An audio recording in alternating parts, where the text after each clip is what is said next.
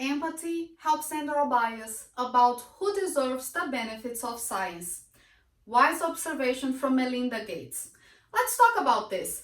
Put yourself in the shoes of an older Australian with a very limited income and struggling to pay energy bills. What would you do to make ends meet? Switch the lights off when leaving the room? Unplug appliances when not in use? That sounds okay, right?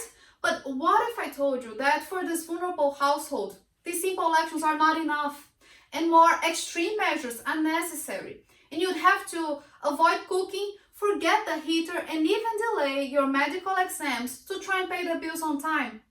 This is the reality of 1 in 4 Australian households, and there is still not enough research about how we can pivot our efforts to benefit disadvantaged people. My PhD is about to change this.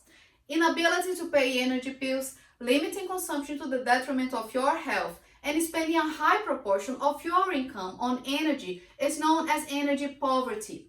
My research aims to extend the limited knowledge about energy poverty in Australia, and I'm focusing on low-income older households as they're among the most vulnerable.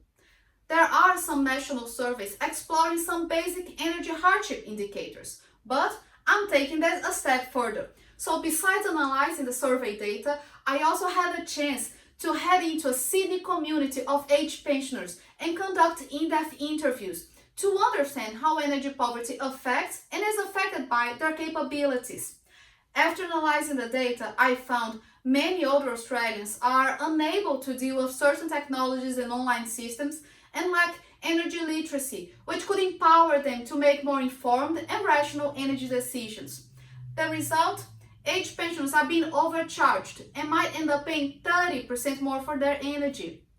Nevertheless, remember what I said about empathy and the bias on science?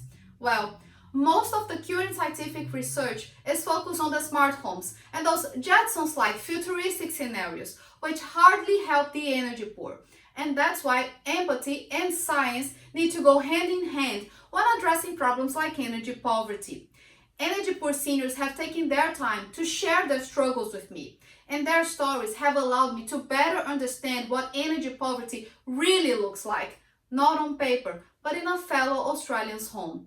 And what do they need to make things better? At its core, my research is laying a foundation that leads to policy frameworks that eliminate energy poverty and influence science to shift towards a more empathetic focus on our 1 in 4 vulnerable households.